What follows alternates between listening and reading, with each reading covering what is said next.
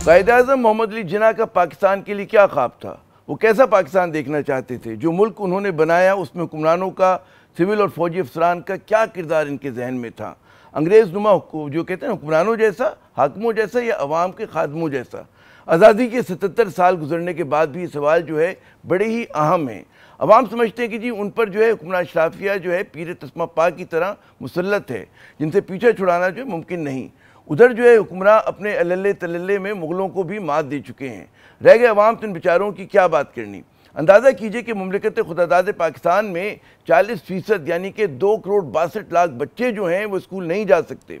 40% यानी कि तकरीबन आधे मुल्क जो है वो गुर्बत की ज़िंदगी गुजार रहा है या गुर्बत की लकीर से भी नीचे है। 8% जो है के करीब जो लोग हैं उनके पास कोई रोज़गार नहीं। न जाने ये आदाद शुमार कौन इकट्ठे करता है, क्योंकि सड़क पे अगर आप निकलें तो आपको हर दूसरा शख्स जो है वो गरीब नज़र आता है, या वो बेरोज़गार है या नीम बेरोज़गार है। पोलियो जिसे दुनिया बहुत पहले शिकस्त दे चुकी थी, वो आज भी हमारे बच्चों को जो है पाहज बना रहा है। पिछले साल 6 तो इस साल 65 बच्चे पोलियो से माजूर हो चुके। यहाँ पाकिस्तान ने अफगानिस्तान को भी पीछे छोड़ दिया है, क्योंकि अफगानिस्तान में अब तक सिर्फ जो है 23 केसेस सामने आए, जबकि पाकिस्तान में 65। लाहौर और कराची जो आज दुनिया के आलूदा तरीन शहरों में गिने जाते हैं। फ़ज़ा में गुबार और सड़कों पर पड़ी गंदगी शहरियों की ज़िंदगियाँ जो है घटा रही है। हाँ, मगर चील कौवों और आवारा कुत्तों की आबादियाँ जो है मुसलसल बढ़ती चली जा रही हैं। एक तरफ ये शर्मनाक सूरत हाल है तो दूसरी जानिब हुक्मरान अशराफिया की बादशाहों जैसी अय्याशियाँ, सरकारी खर्च पे बड़ी बड़ी गाड़ियों की कतारें और टैक्स की रकम से बनी महल जैसी जो हैं रिहाइश गाहें हैं। क्या कायद-ए-आज़म ने इसी पाकिस्तान का ख्वाब देखा था? कायद के तो मुखालफिन भी जो हैं उनकी ईमानदारी और रसूल परस्ती के कायल थे। इसी कसौटी पर हम आज के हुक्मरानों को परखें तो क्या नतीजा निकलेगा, सोचिएगा। आज 25 दिसंबर है। ये न सिर्फ हज़रत ईसा बल्कि हमारे कौम के मसीहा की भी पैदाइश का दिन है। हज़रत ईसा के मानने वालों का कहना है कि उन्हें दुश्मनों ने सलीब पर चढ़ा दिया। पाकिस्तान का मसीहा जो है वो खुद इसार वफा की सलीब पर चढ़ गया। अपनी खराबी सेहत और नातवा जिस्म के साथ इस मुल्क की आज़ादी के लिए तन तनहा उन्होंने वो मार्का लड़ा जो बड़े बड़े लश्करों के भी बस में न था। मशहूर अमरीकी मुसन्निफ स्टैनली वुलपर्ट ने कायद-ए-आज़म की शान में बड़े ही बेहतरीन अल्फाज में जो है कुछ जुमले लिखे हैं। वो लिखते हैं कि जी बहुत कम लोग दुनिया में तारीख़ का धारा बदलते हैं, उनमें से बहुत कम जो हैं दुनिया का नक्शा बदल पाते हैं, और फिर शायद ही कोई ऐसा हो जो एक रियासत वजूद में ला सके। कायद-ए-आज़म मोहम्मद अली जिन्ना ने ये तीनों कारनामे कहते हैं ना सरंजाम करके दिखाए। आज प्रोग्राम में रिवायती सियासतदानों की नहीं बल्कि उस अजीम रहनुमा की सियासत पे बात करते हैं कि जिनकी बदौलत हम आज आज़ाद हैं। और उस पर बात करने के लिए जावेद जब्बार साहब से बेहतर और कौन हो सकता है, जो पाकिस्तान के मुमताज़ दानिश्वर हैं, मुसन्निफ़ हैं और इब्लाग़ आम्मा की सनत का एक बहुत बड़ा नाम। जावेद साहब, आज आपका जो मजमून छपा कायद-ए-आज़म पे बड़ा मार्कतुलारा, पढ़ने के लायक। अच्छा, उसमें आपने कायद-ए-आज़म को जो है ट्रेजिक हीरो से तशबीह दी है। मेरी नाचीज़ राय में ये इस्तिआरा या मेटाफर जो है पहली बार उनके लिए किसी ने इस्तेमाल किया है। लोग जो हैं तारीख़दां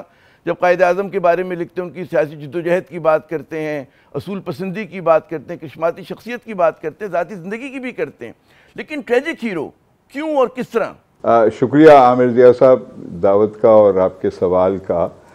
मुझे बड़े अरसे से महसूस होता है कि कायद-ए-आज़म मोहम्मद अली जिन्ना को हमने एक ऐसी शख्सियत का दर्जा दिया है जिसे सिर्फ हम एक ही अंदाज से देखते हैं, और कोई शक नहीं कि वो हमारे मुल्क के एक बहुत ही अनोखे बानी थे। दीगर और रहनुमाओं ने भी बड़ी खिदमत की पाकिस्तान को मुमकिन बनाने में, लेकिन इनका जो दर्जा था और इनकी जो खूबियाँ थीं और इनका जो तसव्वुर था पाकिस्तान को किस तरह मुमकिन बनाना, और किस तरह यक वक्त कांग्रेस, बरतानिया की हुकूमत की मुखालफत, कांग्रेस की मुखालफत, और सबसे ज़्यादा तकलीफ दे साथी मुसलमानों की कई तंजीमें, बिलखसूस मजहबी तंजीमों ने जिन्होंने मुखालफत की पाकिस्तान की तसव्वुर की, तो यक वक्त एक शख्स 3 बहुत ही मजबूत किस्म की ताकतों से उनका सामना किया। और जितना मैं पढ़ता हूँ जिन्ना साहब के बारे में, उतना ही मुझे दिलचस्प लगता है कि किस अंदाज में उन्होंने उन पहलुओं को कभी सामने आने नहीं दिया, अपनी शख्सियत के रवैये में, उनके अल्फाज में, ان کی تحریر میں، جو کہ بڑی محدود تھی کیونکہ انہوں نے کوئی کتاب نہیں لکھی، تو اسی لیے میں نے یہ مضمون کا عنوان اور مرکزی خیال رکھا کہ دا ٹریجک ہیرو. ٹریجک اس اعتبار سے کہ صرف ایک کوئی بڑا سانحہ نہیں ہوا ان کی زندگی میں، حالانکہ وہ بھی ہوا، لیکن پورے ان کے 70 سال کی سے زیادہ کی زندگی میں تقریباً 60 سال ایسا عرصہ گزرا ہے کہ ہر کچھ سال کے بعد کوئی ایسا واقعہ پیش آتا ہے جو صدمہ پہنچایا ضرور ہوگا ان کو، اور جس نے ان کو مجبور کیا ہوگا اپنے خیالات، اپنے جذبات پر غیر معمولی قسم کا کنٹرول حاصل کریں. جاوید صاحب، کیونکہ بات جو ہے وہ کہتے ہیں نا ادب کے استعارے سے، میٹافر سے ہم نے شروع کی، اور ٹریجک ہیرو کا جو ہم پڑھتے آئے ہیں، چاہے گریک ٹریجڈی ہو چاہے شیکسپیرین ٹریجڈی ہو، اس میں ٹریجک ہیرو کے ساتھ ایک چیز منسلک کی جاتی تھی، ٹریجک فلو، کہ ایک بڑا اس کردار کا کوئی فلو جس کی وجہ سے اس کو تکلیف ہوتی ہے، صدمہ ہوتا ہے یا اس کا ڈاؤن فال ہوتا ہے. تو اس پیرائے میں میں تو وہ کلاسک وہ کر رہا ہوں تشریح کہ اس پیرائے میں کیا ان کا قائد اعظم کا جو ہے ایک ٹریجک فلو جس کو آپ کہیں گے کیا ہوگا؟ دیکھیے، میں جب یہ عرض کروں گا میں اس پر زور دینا چاہتا ہوں کہ کسی اعتبار سے میں ان کی عزت میں کوئی کمی کا ایک انڈیکیٹر نہیں دے رہا، میری حیثیت نہیں اور نہ میرے پاس وہ قابلیت ہے، لیکن میری سوچ کے مطابق شاید 2 پہلو ایسے ہیں ان کی زندگی کے جہاں پر فلو تو میں نہیں کہوں گا، پہلو کہوں گا، جہاں پر وہ پوری طرح اپنے آپ سے شاید مطمئن نہیں تھے. اور ایک پہلو بہت ہی ذاتی ہے، اور وہ ہے ان کا رشتہ اس واحد خاتون کے ساتھ جن کے ساتھ جینوئنلی کہہ سکتے ہیں کہ انہیں عشق تھا، محبت تھی، بہت بھاری اور گہرا ایک اثر انہوں نے اپنی زندگی پہ لیا اور انہوں نے بھی اس کی زندگی پر ڈالا. اور کیونکہ وہ ایک پبلک، ایک عوامی رہنما کی ان کی حیثیت تھی، اور اس سے ماضی میں انہوں نے مجھے لگتا ہے ارادہ کر لیا تھا کہ وہ عام پبلک میں اپنے اندرونی جذبات اور خیالات اور تصورات، توقعات کا وہ اظہار نہیں کریں گے. وہ شدید تکلیف سے گزر رہے تھے جب وہ اپنی پبلک ڈیوٹیز کی وجہ سے، ان کی جو ذمہ داریاں تھیں ایک رہنما کی حیثیت سے اور ایک بہت معزز قانون دان کی حیثیت سے، ایک وکیل کی حیثیت سے، وہ اپنے وقت کو مینیج نہیں کر پا رہے تھے کہ وہ مناسب انداز میں وہ توجہ دیں اپنی بیوی کو جو حق رکھتی تھی ان کے وقت پر. تو یہ ایک ان کا ایک اپنی چوائس، انہوں نے ایک خود فیصلہ کیا کہ مجھے یہ کرنا ہے، یہ پبلک کی توقعات پر پورا اترنا ہے، یہ میری ذمہ داری ہے، میرا فرض ہے. لیکن یہ بھی کہا جا سکتا ہے اگر آپ رتی جنا کے نظروں سے دیکھیں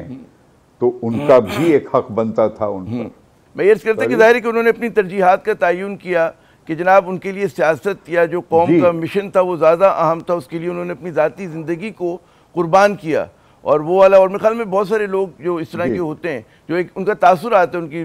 شخصیت کا کہ جی تنہا، سرد مزاج لیکن بہت ہی ایماندار، اپنے اس پہ فوکسڈ ہیں اپنے مشن کے اوپر. تو یہ ان کا ایک تاثر ابھرتا ہے ان کی شخصیت کا، جس پہ انہوں نے جیسا آپ فرما رہے ہیں کہ اپنے گھریلو زندگی کو داؤ پہ لگایا. جی ہاں، صرف یہ گستاخی کر رہا ہوں اس مضمون میں نے جیسے عرض کیا کہ اگر آپ ناپ تول کا انداز اپنائیں جو کہ شاید مناسب ہو نامناسب ہو، لیکن آخر رہنما بے شک کیوں نہ ہو کوئی شخص، وہ بھی انسان ہے. اور اگر اس انسان کے لیے دوسرے انسان جو کہ ان کی بیوی بنی، اس نے اتنی بھاری قربانیاں دی، اپنے والد اور اپنے والدہ کے ساتھ جو رشتہ تھا اسے توڑا، اپنے مذہب ہر ایک کے لیے اپنا مذہب بہت ہی ایک عظیم ایک عقیدہ ہوتا ہے، اس مذہب سے بھی تعلق توڑا، اپنے خاندان سے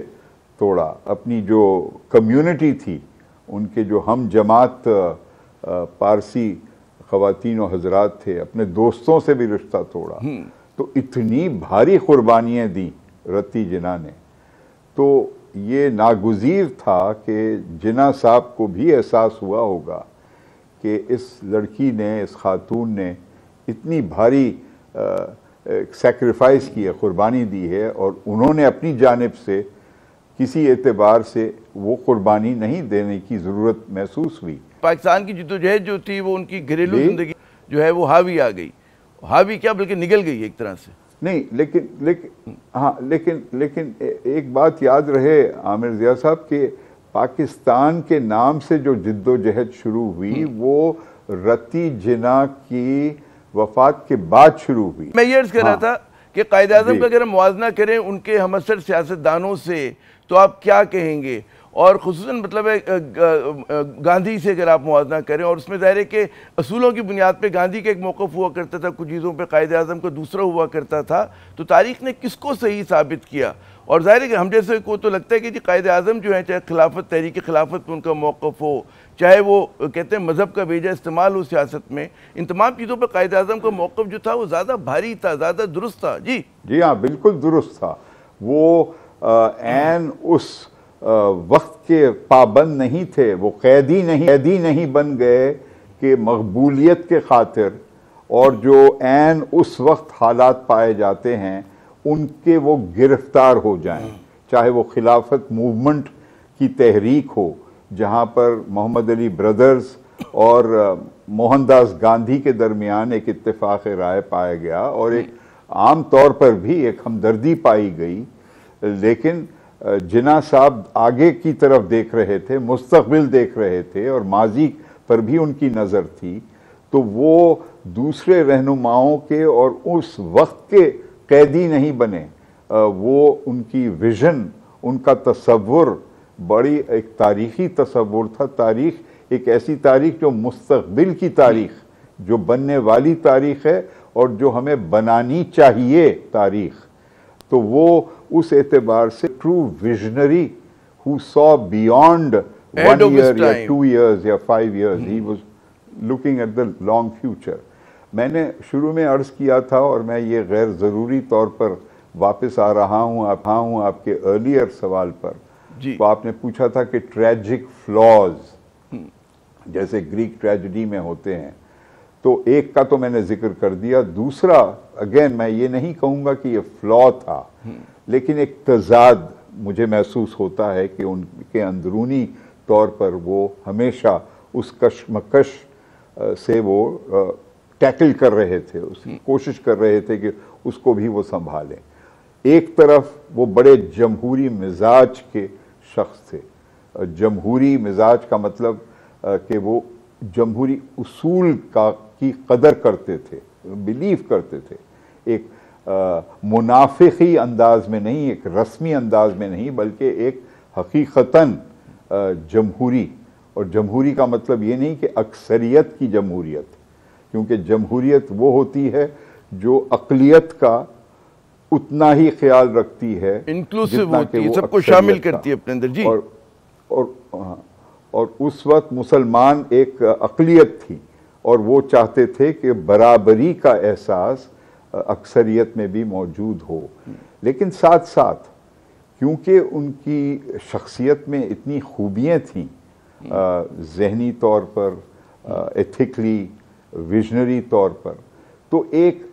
اتھارٹیرین انداز بھی تھا۔ اتھارٹیرین کا مطلب کہ وہ اپنے ذاتی خیالات، اصولوں میں اتنے وہ پختہ تھے کہ وہ اپنے ساتھیوں سے ایک الگ اپنے آپ کو شاید محسوس کرتے تھے۔ خطا کلامی کروں، بڑا اہم نقطہ اٹھایا، لیکن ہم نے دیکھا کہ جتنے بھی مضبوط لیڈرز ہوتے ہیں ان میں یہ خوبی یا بطور آپ کے کمزوری ہے، کسی کا بھی نام لے لیں، اور قائد اعظم کے ساتھ تو یہ بھی تھا کہ ظاہر ہے کہ اس وقت جو مسلمانوں کی قیادت کے اندر جو ایک کہیں گے نا کہ زیادہ تر لوگ بہت کمزور تھے، مسلم لیگ جو تھی اس زمانے کی، اس میں مطلب اتنے قداور شخصیات نہیں تھے کہ جو قائد اعظم کو مطلب ہے بہت زیادہ مشورہ دے سکتے تھے. بعض لوگ یہ بھی کہتے ہیں کہ ان کی جو ساتھی تھے وہ اس کیلیبر کے نہیں تھے. اس موقف میں خطرہ یہ ہوتا ہے کہ قائد ملت لیاقت علی خان کی انگنت ان کی اپنی خوبیاں تھیں، ان کا کردار اور ان کا مخلص ہونا اور انتھک محنت کرنا. تو یہ خطرہ ہوتا ہے کہ اگر وہ موقف ہم اختیار کریں اور کہیں کہ جی دوسروں لیڈرز کا بالکل کوئی پہنچ نہیں تھی اس درجے تک، تو یہ میں ایک ججمنٹل انداز میں نہیں عرض کرنا چاہتا کہ وہی میں نے کہا کہ یہ قابل بحث بات ہے. ظاہر آپ بالکل درست کہہ رہے ہیں کہ اس پہ بحث ہو سکتی ہے، لیکن اگر آپ اجازت دیں جاوید جبار صاحب ایک چھوٹا سا مختصر وقفہ لے لیں. وقفے کے بعد جب آتے تو آپ سے کچھ قائد اعظم کے پاکستان کے بارے میں بات کرتے ہیں. ہمارے ساتھ رہیے گا ناظرین. ہمارے آج کے خصوصی مہمان ہیں محترم جاوید جبار صاحب. ان سے ہماری گفتگو ہو رہی ہے قائد اعظم پر، ان کے ویژن پر، ان کی سیاست پر اور کردار پہ، ان کی شخصیت کے مختلف پہلوؤں پہ بات ہو رہی ہے. جاوید صاحب، اس سے پہلے کہ میں پاکستان کے ویژن کے حوالے سے آؤں، ہم نے دیکھا کہ تقسیم کے بعد، پاکستان کی آزادی کے بعد بھی قائد اعظم کو کئی سیاسی محاذ پر بھی صدموں کا جو ہے سامنا کرنا پڑا. ایک تو ظاہر ہے کہ جتنا زیادہ خوریزی ہوئی تھی وہ کتنے ہی وہ مطلب نظر آتے ہوں کہ سرمزاج شخص ہیں، لیکن ظاہر ہے کہ ایک وہ بھی ایک المیہ تھا. پھر ہم نے دیکھا کہ وہ جو جس طرح سے باؤنڈری کمیشن کا اعلان ہوا، اس میں مسلم میجورٹی گرداسپور جہاں پہ ہیڈ ورکس تھے وہ آپ نے بھارت کو دے دیا گیا. پھر کشمیر کے اوپر بھارت کا غاصبانہ قبضہ ہوا. یہ بھی کم صدموں کی بات نہیں تھی ایک ایسے شخص کے لیے کہ جس کی صحت جو تھی تیزی سے گر رہی تھی، کمزور تھے. وہ کیا کہیں گے ان صدموں کے حوالے سے جو میں کہوں گا سیاسی صدمے تھے زندگی کے؟ جی یہ بہت بھاری اثر ہوا اس صدمے کا. میں سمجھتا ہوں کہ وہ اپنی ذاتی صحت کو جو چھپا رہے تھے، اس کی حقیقت کو وہ واضح نہیں ہونا چاہتے تھے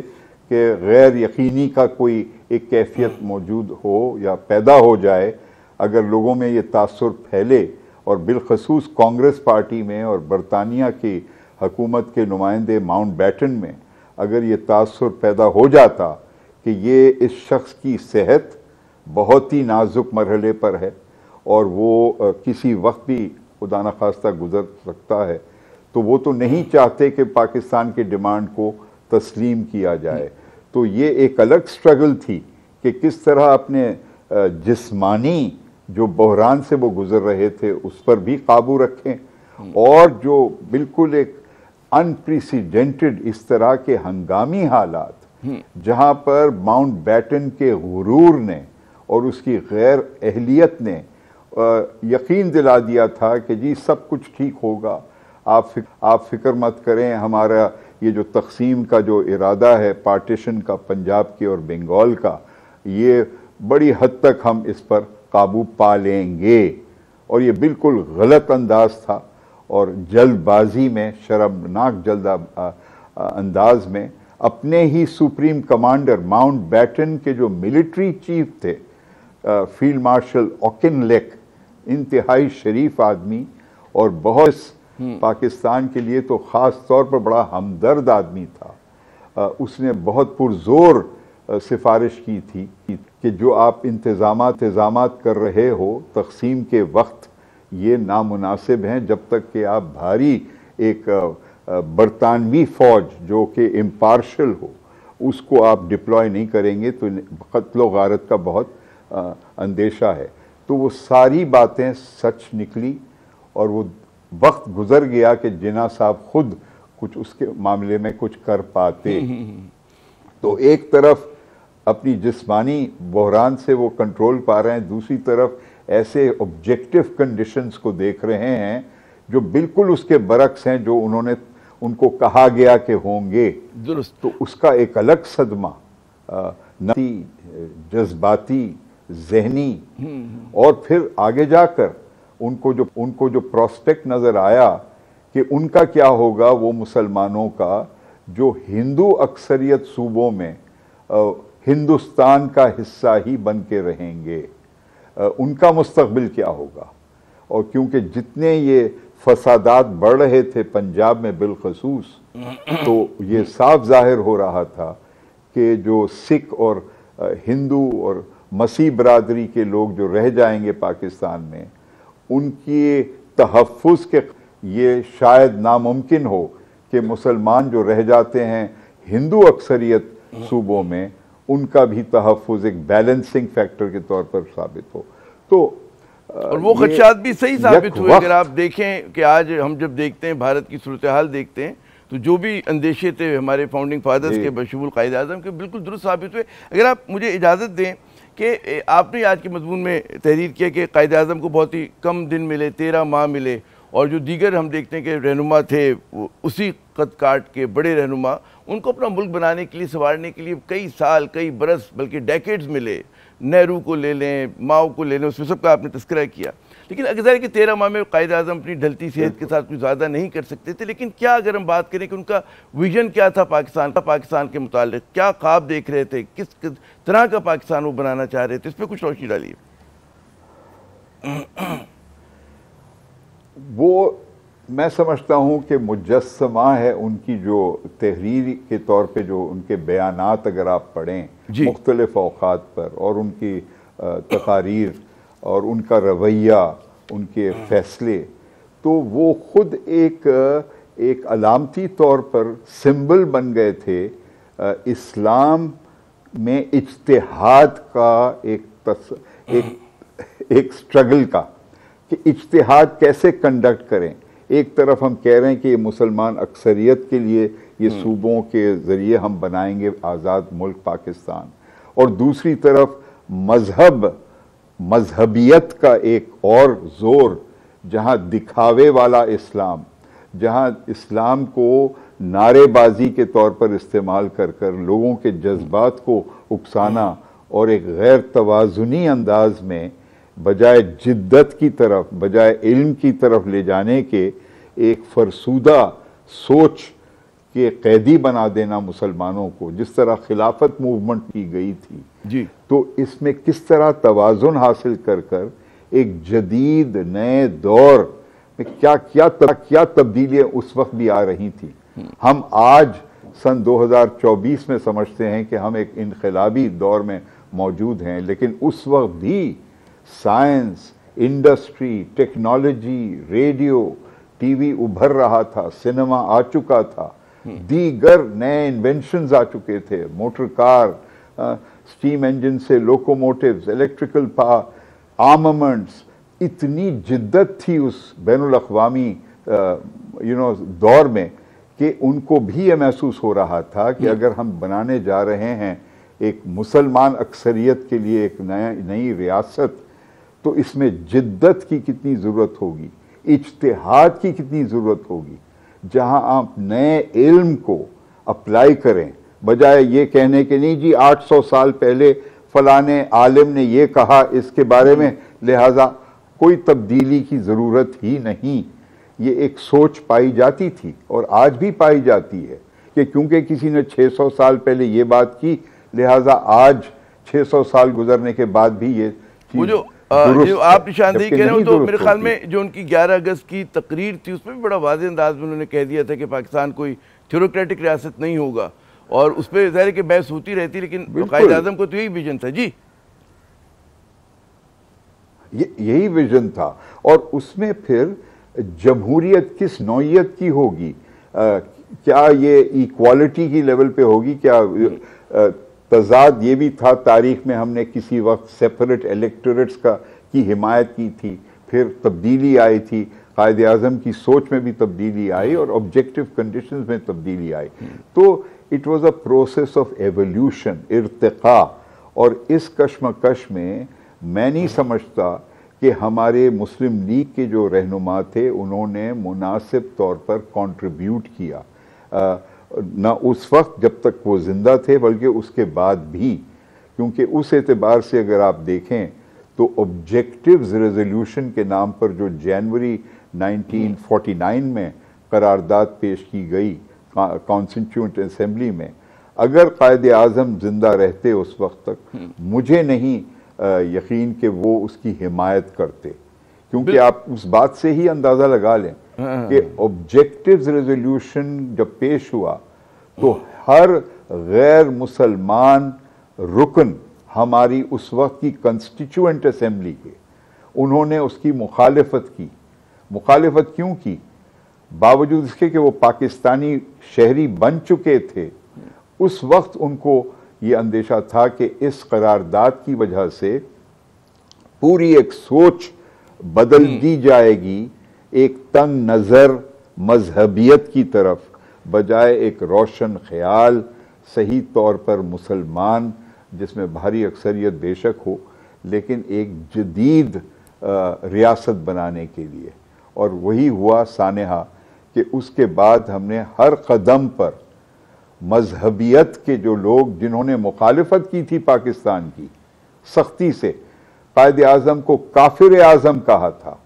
وہی لوگ جیسے آزادی مل گئی اور ان کو یہ کھلا ایک فیلڈ مل گیا، اب وہ بن گئے محافظ اسلام کے بھی اور ریاست پاکستان کے بھی، یرغمال بنا دیا۔ اچھا، اور گزشتہ 7 دہائی سے مسلسل وہ آگے بڑھتے جا رہے ہیں، اور ریاست اور جو جدید سوچ رکھنی چاہیے لوگوں کو، وہ غیر ضروری طور پر پیچھے ہٹتے جا رہے ہیں اس خوف سے، جبکہ پاکستانی قوم بار بار جب الیکشن آتا ہے، 11 جنرل الیکشن ہو چکے ہیں اس ملک میں، ہر الیکشن میں پاکستانی قوم نے ثابت کیا اپنا ووٹ ڈال کر کہ کسی بھی مذہبی سیاسی جماعت کو اکثریت کا ووٹ نہیں ملے گا۔ یہ کیونکہ وہ ہماری عوام قائد اعظم محمد علی جناح کے تصور کے ساتھ اپنے آپ کو ہم آہنگ سمجھتی ہے۔ اچھا، مجھے اگر اجازت ہے ایک وقفہ لے لیں جاوید جبار صاحب، اور جب واپس آئیں گے تو جو پاکستان کا ویژن ہے جناح صاحب کا، اس پہ مزید بات کرتے ہیں، لیکن وقفے کے بعد۔ جناب، بات ہو رہی ہے قائد اعظم اور ان کے پاکستان کے ویژن کے حوالے سے۔ ہمارے خصوصی مہمان ہیں محترم جاوید جبار صاحب۔ جاوید صاحب، یہ تو آپ نے وقفے سے پہلے بات کی کچھ اس بارے میں کہ جی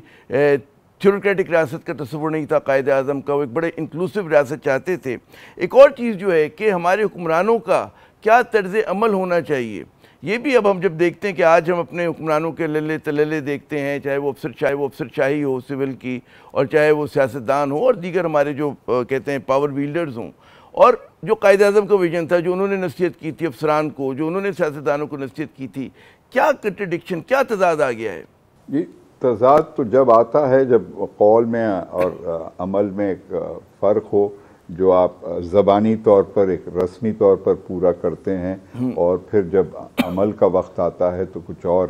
لیکن میں اس میں عامر ضیاء صاحب اتنی بھاری ذمہ داری اور بوجھ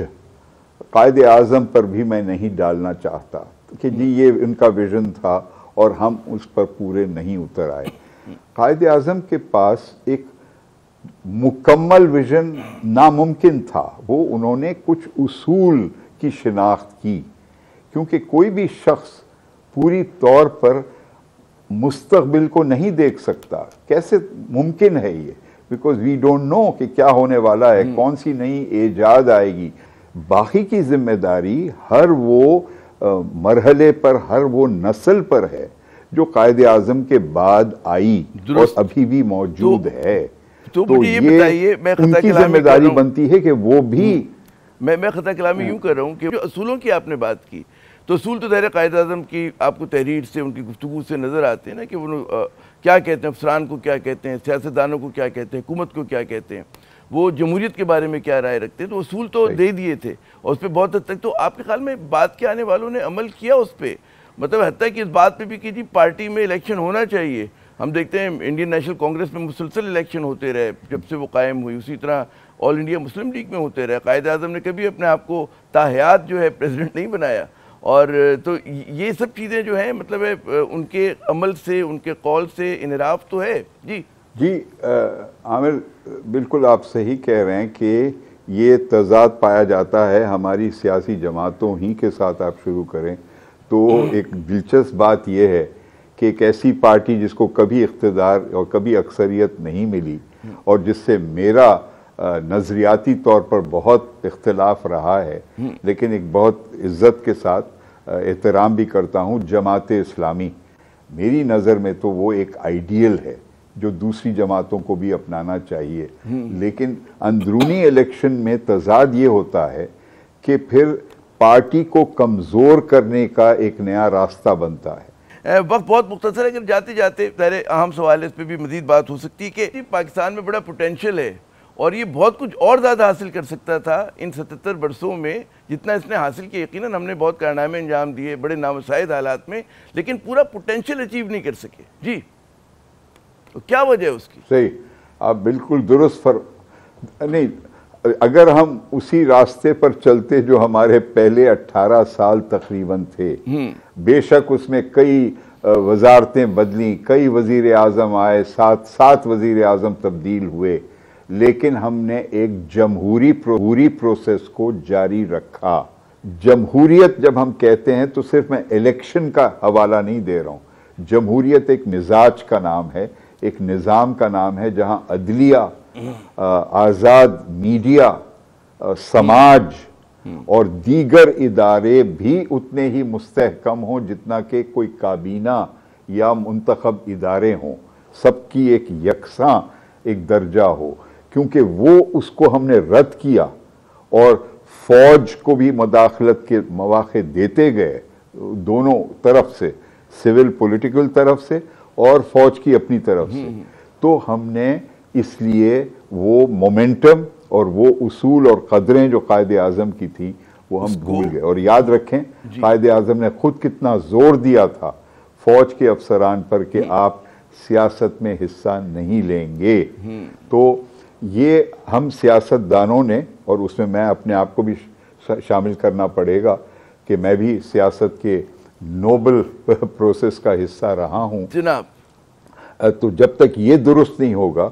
اور عوام الیکشنز میں حصہ نہیں لیں گے اور ایک جمہوری مزاج کو فروغ پھیلائیں گے اس وقت تک قائد اعظم کا ویژن دور رہے گا۔ بہت بہت شکریہ جاوید جبار صاحب، آپ نے اپنا قیمتی وقت۔ ناظرین، گفتگو سنی جبار صاحب کی بات کی کہ واقعی جمہوریت صرف الیکشن کرانے کا نام نہیں، اس کے ساتھ اور بھی بہت ساری شرائط ہوتی ہیں، اور جب تک تمام ادارے جو ہیں اپنا کام نہ کر رہے ہوں آئین و قانون کے مطابق، اس وقت تک جو ہے نا کہ قائد اعظم کے ہم خواب کی تکمیل کی بات کرتے ہیں تو جو خواب ہے وہ ادھورا ہی رہے گا۔ عامر زیہ کو اگلے پروگرام تک کے لیے اجازت دیجیے گا۔ خدا حافظ۔